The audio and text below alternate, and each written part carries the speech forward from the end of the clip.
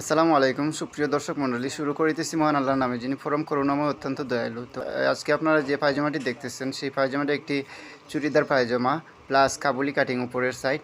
আমি চুড়ি এবং কাবুলি দুইটি পায়জামার অ্যাটাচ করে আমি একটি পায়জামা আজকে কাটিং করব। তো ধৈর্য সহকারে ভিডিওটি দেখতে থাকুন, কীভাবে আমি কাবুলির মধ্যে চুড়িদার এই সিস্টেমটি আমি কাটিং করি। আপনাদেরকে সহজ নিয়মে আপনাদেরকে বোঝানোর চেষ্টা করব। তো দর্শক, পায়জামাটি তৈরি করার জন্য আমি আগে পায়জামাটির মাপটি আমি দেখবো যে কত আছে। পায়জামাটি লম্বা হলো 36 ইঞ্চি। এখানে বেল্ট আছে, চৌড়া আছে 6 ইঞ্চি, হাই আছে 13 ইঞ্চি, গের হলো 13.5 ইঞ্চি, ঠিক আছে, মুড়ি হলো 10 ইঞ্চি।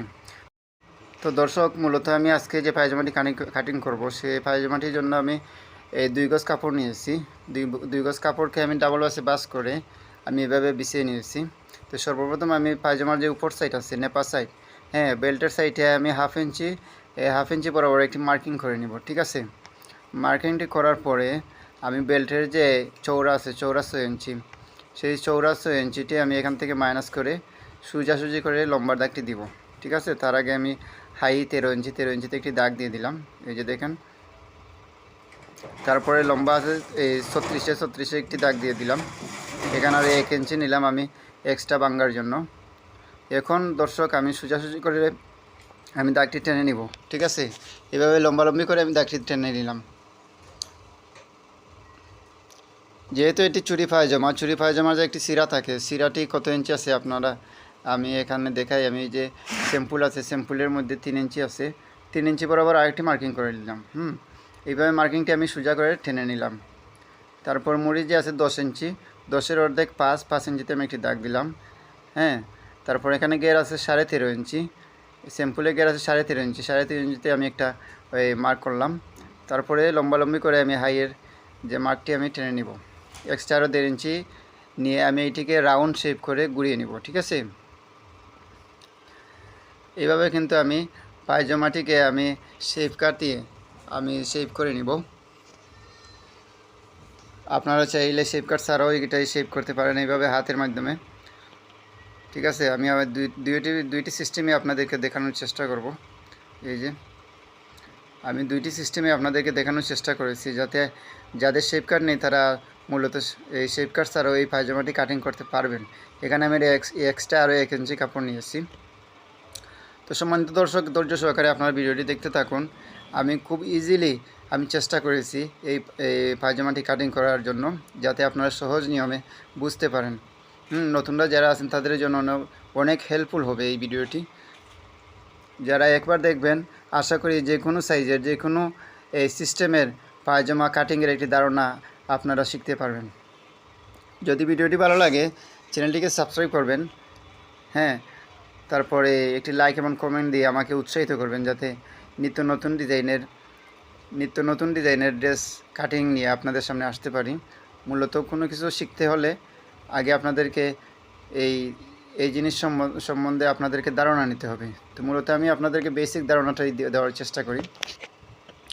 অলরেডি দর্শক দেখেন, আমার এই যে পায়জামার যে দুটি পা কাটিং হয়ে গেছে, ঠিক আছে। এই যে আমি চাকনটি দিয়ে দিলাম সেলাইয়ের সুবিধার্থে। সেলাইয়ের সময় এই চাকনটুকু অনেক এই সেলাইয়ের জন্য অনেক সুবিধা বয়ে আনবে। এভাবে হাইতে আমিও একটি চাকন দিলাম, ঠিক আছে। এখন আমরা যেটি করব, আমরা এই যে পায়জামার বেল্টটি আমরা এই এক্সট্রা কাপড় দিয়ে আমরা কাটিং করব। সেই জন্য আমরা এই যে সাইডের যে এক্সট্রা কাপড় আছে আমরা বেল্টের জন্য ব্যবহার করব। এখানে এক্সট্রা যে পার্টটি আছে সেই পার্টটিও আবার এই 4 ভাঁজে ভাঁজ করা, ঠিক আছে। তো এখানে দেখেন, আমি স্যাম্পুলের যে নেপা আছে, এই নেপা বলতে বেল্ট আর কি, আমি বেল্টটিকে মেপে দেখলাম এখানে 40 ইঞ্চি আছে, হ্যাঁ, চৌড়া আছে 6 ইঞ্চি। সুপ্রিয় দর্শক, এখন আমি এই নেপাটিকে কাটিং করব। নেপাটি এই যে 4টি পার্টে আমি বাস করেছি। বাস করার পর বলেছিলাম যে কোমর 40-40-এর 4 ভাগের 1 ভাগ 10 ইঞ্চি হয়। 10 ইঞ্চি বরাবর আমি একটি মার্কিং করে নিলাম। তারপর ফিতার যে সাইড আছে, ফিতার সাইডের জন্য আমি 1.5 ইঞ্চি কাপড়ে একটি মার্কিং করলাম। এভাবে লম্বালম্বি করে আমি দাগটি টেনে নিলাম। তারপর বেল্টের যে চৌড়া আছে, চৌড়া হলো 6 ইঞ্চি, ঠিক 6 ইঞ্চি বরাবর আমি মার্কিংটি করলাম। এই যে দেখেন, 6 ইঞ্চি বরাবর মার্কিং করার পরে সোজাসুজি করে এভাবে দাগটি টেনে নিতে হবে, ঠিক আছে। তো তারপর আমি এই দুই সাইডটা আমি কাটিং করে নিব। ঠিক এইভাবে আমি কাটিং করে নিলাম। তো দর্শক মণ্ডলী দেখেন আমার এই যে বেল্টটি কাটিং করা অলরেডি শেষ হয়ে গেছে।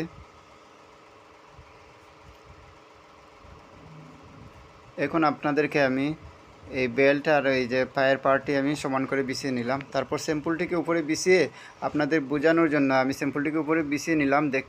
আপনাদেরকে দেখাবো আমি স্যাম্পলের যে মাপ সেম আমি কাটিং এই মার্কিংটি করতে পারছি কি না। এই যে দেখেন স্যাম্পলের মাপ হলো 36 ইঞ্চি, ঠিক আছে, এখানে 36 ইঞ্চি হয়ে গেছে। তারপরে এখানে মুড়ি আছে 10 ইঞ্চি, 10 ইঞ্চির অর্ধেক 5 ইঞ্চি হয়ে গেছে। গের আছে 13.5 ইঞ্চি, 13.5 ইঞ্চি হয়ে গেছে, ঠিক আছে। বেল্ট আছে 40 ইঞ্চি, 40-এর 4 ভাগের 1 ভাগ 10 ইঞ্চি, এই যে দেখেন 10 ইঞ্চি হয়ে গেছে, ঠিক আছে। হাই তো আগেই মাপিয়ে নিয়েছিলাম যে 13 ইঞ্চি হাই, 13 ডাবল হলো 26 ইঞ্চি। তো সম্মানিত দর্শক, আমি যতটুকু চেষ্টা করেছি আপনাদেরকে সহজ নিয়মে সহজ ভাষায় বুঝিয়ে দেওয়ার জন্য। এখন আমি একটু টিক্স দিব। এই যে এখান থেকে এখান পর্যন্ত মুড়ি থেকে এই হাই পর্যন্ত আপনারা এই দাগে দাগে সেলাই দিয়ে দিবেন। আর মুড়ির যে সিলাইটি আছে এইভাবে ভেঙে দেওয়ার পরে হাইটি সেলাই করে এই যে এক্সট্রা যে এই বেল্টের থেকে যে এক্সট্রা পার্ট আছে দুই সাইডে আপনারা সেলাই করে নেবেন। তারপরে আপনারা যে এই যে এই পায়জামার যে এক্সট্রা সাইড আছে এটা কুচি দিয়ে বেল্টের সাথে অ্যাটাচ করে নেবেন, তারপরেই হয়ে গেল, ঠিক আছে। তো সম্মানিত দর্শক, আপনারা যদি আমার এই ভিডিওটি ভালো লেগে থাকে তাহলে চ্যানেলটিকে সাবস্ক্রাইব করে পাশে থাকবেন। আর আমার এই চ্যানেলে বিভিন্ন ধরনের নিত্য নতুন ডিজাইনের পোশাক নিয়ে আসি, চ্যানেলটিকে সাবস্ক্রাইব করে রাখবেন, ঠিক আছে। আসসালামু আলাইকুম।